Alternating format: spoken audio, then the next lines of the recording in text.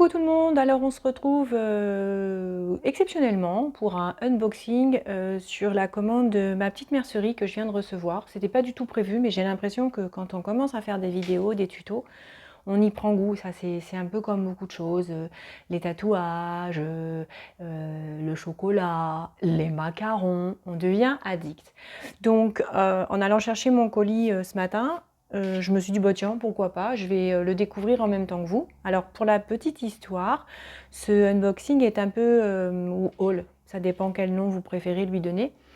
Ce haul est un peu particulier parce que cette commande concerne principalement les tissus que je souhaite utiliser et que je vais donc tester dans mon prochain tutoriel accessoire de l'atelier Couture by Sandy M. Donc je vais les découvrir en même temps que vous, ça va peut-être vous donner du coup une petite idée de l'accessoire que je vais vous présenter dans le prochain tuto. Mais bon, c'est pas grave, je me suis dit que ça pouvait être sympa. Donc j'ai ouvert l'enveloppe et voilà, je sors le contenu, toc toc. Voilà, l'enveloppe est vide. Alors, première petite surprise, un petit carambar. Moi, je sais pas vous, j'adore ça.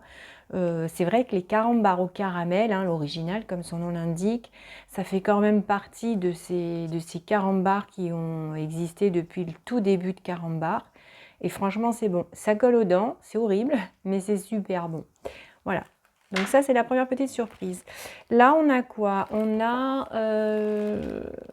c'est quoi? Patron à collectionner, couture générale par ma petite mercerie, tourneau 1, partagez votre version. Donc ce sont des patrons de confection textile que j'imagine vous pouvez commander. Voilà, c'est ça. Découvrez-les dès maintenant en exclusivité sur ma petite mercerie. Donc vous pouvez les commander, réaliser du coup le vêtement en question et vous pouvez ensuite les partager avec eux. Voilà, donc ça c'est un petit flyer publicitaire. Alors j'ai commandé des passepoils et j'ai commandé des tissus. D'accord, alors les tissus ont une petite particularité, je vous montre ça, c'est toujours bien emballé, j'aime bien. Moi je sais pas vous, mais le papier de soie, je le jette pas, enfin sauf s'il est tout abîmé, mais j'essaie de le conserver parce que ça peut toujours, vous savez, des fois quand on fait des sacs, soit pour l'envoi, soit pour prendre faire les visuels, ou tout simplement pour les conserver. Moi, je laisse toujours du papier de soie ou quelque chose dedans de façon à ce qu'ils gardent leur volume et qu'ils ne s'agracent pas. Alors malheureusement, j'en ai pas assez pour tous mes sacs, mais voilà, c'est bon, ça évite de jeter. Donc j'ai ouvert les tissus. Alors, j'ai pas la facture sous les yeux dans le colis, mais c'est pas grave. Je me rappelle, je ferai le point après. Donc voilà, je vous montre. Alors, comme vous pouvez le constater, je sors de ma zone de confort. Pour celles qui me connaissent un peu ou qui ont appris à me découvrir depuis que l'atelier couture existe, j'ai souvent fait, comment dire, l'article sur les couleurs vraiment que j'affectionnais. Alors, je l'ai déjà dit dans une vidéo, moi c'est le noir. Voilà, c'est ma vie le noir. C'est ma vie dans les tissus et dans mon quotidien. C'est-à-dire que dès que je dois acheter un accessoire pour mon quotidien, s'il est en noir, je le prends en noir. Et là, comme vous constaterez, ces tissus ne sont pas noirs. Ils sont très punchy, très colorés, avec de jolies couleurs pastel. Alors, je vais juste mettre la vidéo sur pause parce que je voudrais quand même vous retrouver quelques informations. Je vous laisse quelques secondes. À tout de suite. Bon, voilà. Donc, je suis allée récupérer la facture de ma commande. Alors, ces trois cotons-là, alors pour les habitués, hein, vous l'aurez sans doute reconnu, moi je suis moins habituée, donc j'avais plus le nom en tête. Ces trois cotons-là, ce sont des cotons Cretonne enduit c'est Poppy en fait.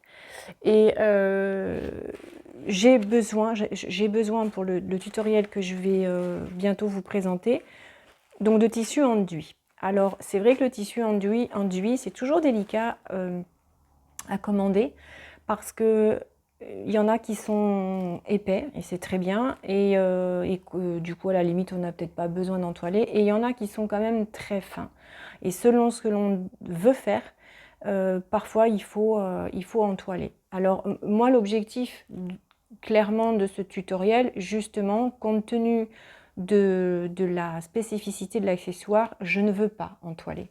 Donc j'ai essayé de sélectionner des tissus qui soient quand même un peu plus épais que les tissus classiques coton. Voilà, de toute façon c'est de la cretonne, hein, donc voilà. Donc ce sont 3 tissus Poppy et c'est Floral Fantasy, pardon. Voilà, donc je veux tester ces 3-là. Ajouter à ça le filet, bah oui, hein, bien sûr. Vous connaissez tout un peu cette matière qui est très utilisée en fait dans tout ce qui est couture zéro déchet, etc. C'est du filet coton. Et pareil, je vais l'intégrer sur la couture, donc je les ai pris évidemment assortis au tissu. Voilà, vous voyez, donc on est là. Alors ici, il ressort pas bien à la caméra, mais il est vert d'eau, il est menthe en fait, hein. Donc il est bien plus vert que sur la vidéo. Voilà, j'ai commandé un petit bout, je voulais le tester, un petit bout de Viseline H200 qui visiblement ne prend pas beaucoup de temps à thermocoller, et c'est vrai que des fois, enfin déjà que c'est chiant, on va pas se le cacher, de thermocoller, mais alors en plus quand il faut passer 20 secondes sur chaque morceau, et celui-ci il est conseillé par certaines créatrices, donc du coup voilà, j'ai choisi, j'ai pris un petit bout pour le tester. Et puis ensuite j'ai commandé plusieurs billets. Alors je vous ai présenté il y a peu une vidéo sur le passepoil. Je vous ai expliqué ce que c'était qu'un passepoil. Et dans la prochaine vidéo sur la deuxième partie du passepoil, je vous présenterai comment réaliser son propre passepoil. Et donc le passepoil, comme je vous le disais dans la vidéo sur le sujet, c'est une cordelette, on va dire, qui est insérée en général dans un morceau de biais. Et alors, c'est vrai que le biais, pour ma part, c'est un peu comme le passepoil. J'en mettais pas énormément.